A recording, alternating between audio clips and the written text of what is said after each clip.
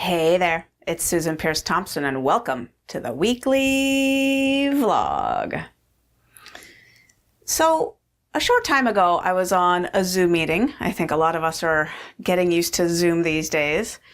And the icebreaker prompt that was given to all of us to share on was, as we come out of lockdowns, COVID lockdowns, what are the habits that you've been engaged in during this COVID lockdown period that you want to be sure to keep as lockdowns lighten up?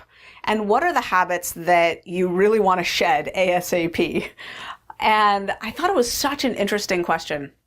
And I want to throw a question out to you. And it's so interesting. In all the years I've been doing the weekly vlog, I don't think I've ever done this before. I don't think I've ever said the purpose of this vlog is to start a conversation in the comments where we can learn from each other's experience. I want to learn from your experience. I literally am curious what works for you and what hasn't worked for you in this domain. So let me explain. For me, this period of COVID lockdown has been remarkably rejuvenative for one main reason, and that's that I haven't been able to travel. And over the almost 6 years since I started the Bright Line Eating movement, I have traveled a lot.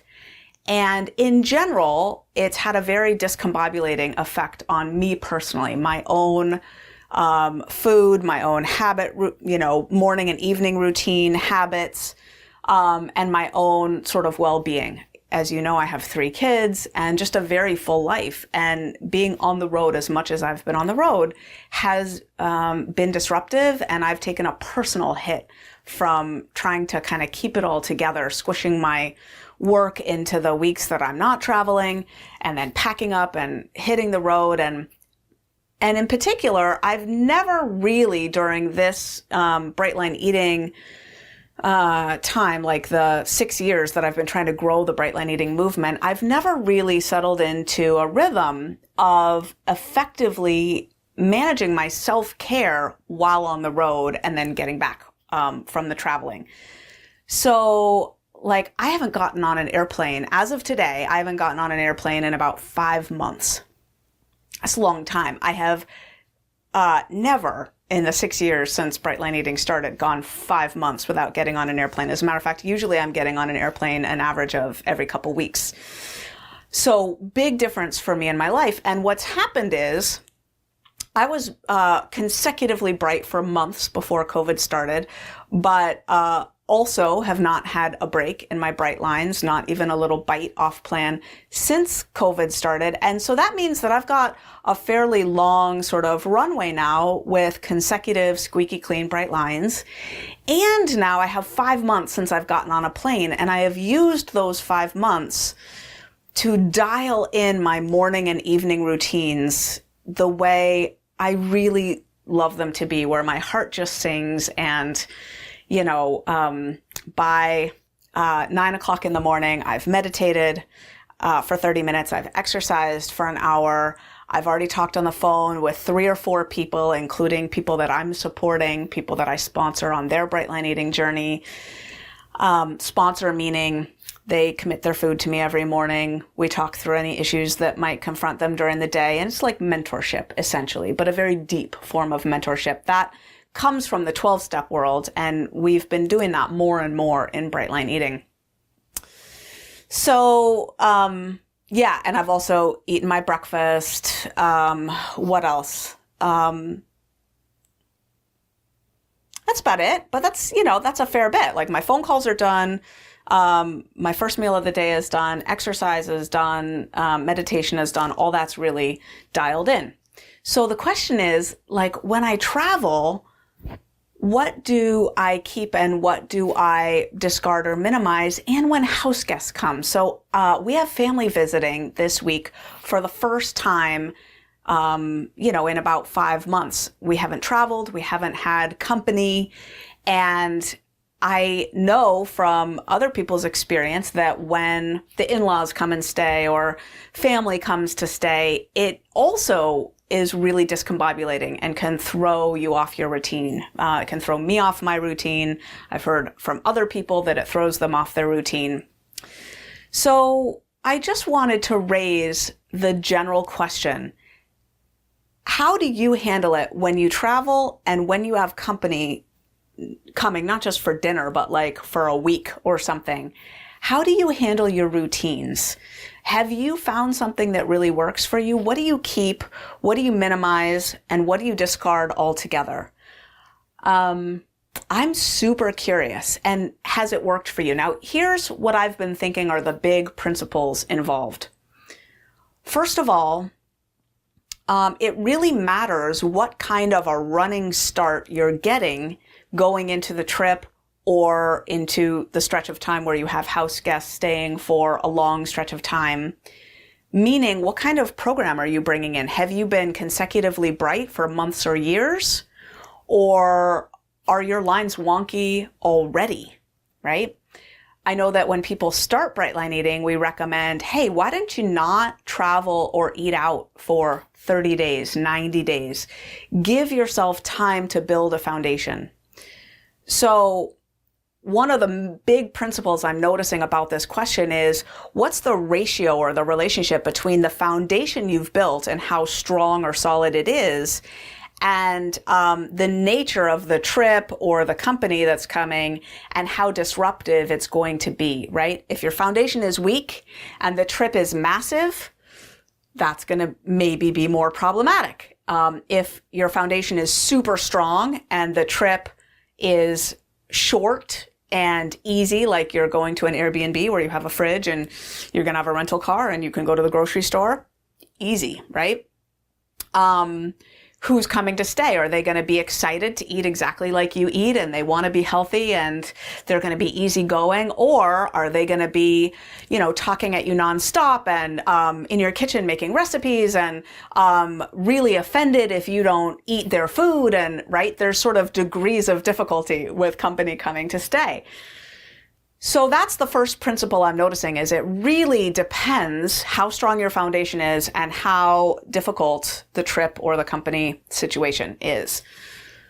A second principle that I'm noticing is like, where are you on the susceptibility scale, right? I'm super high on the susceptibility scale for food addiction, which means that I can suffer pretty badly if I go off plan.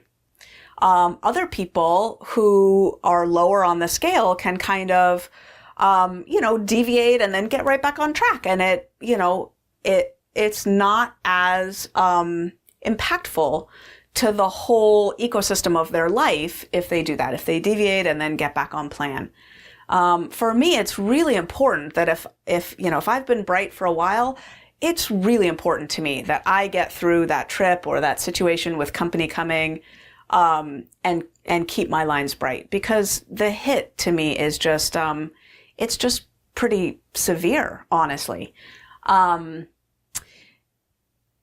third principle that I'm thinking about is that I just look back on my own experience and I notice that I haven't always handled it the same way.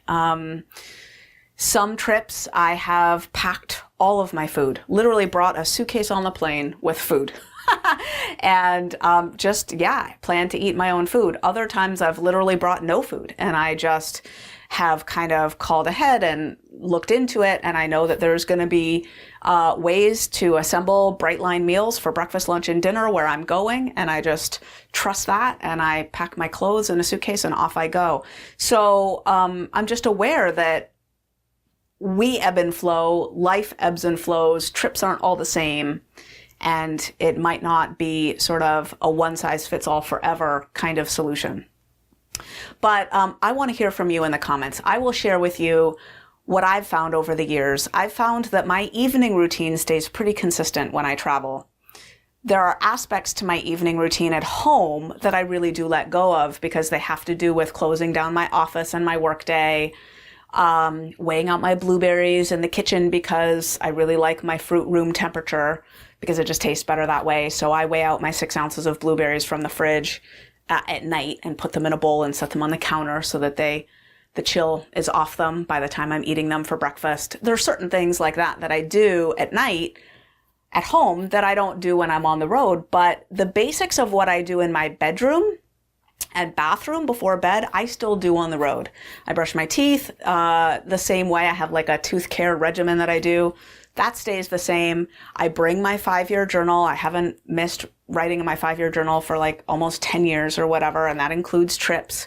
I think technically I've missed 2 nights in 10 years or whatever, but I do that when I travel.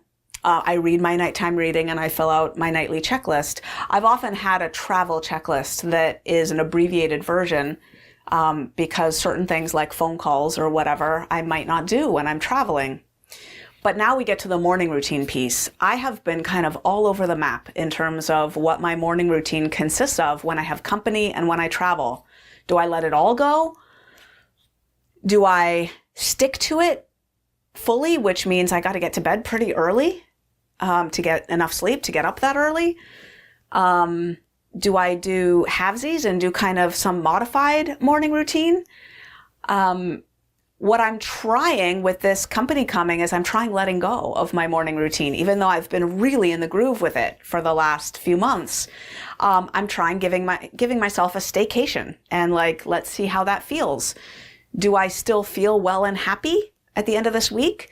Do I snap back into my morning routine when company's gone?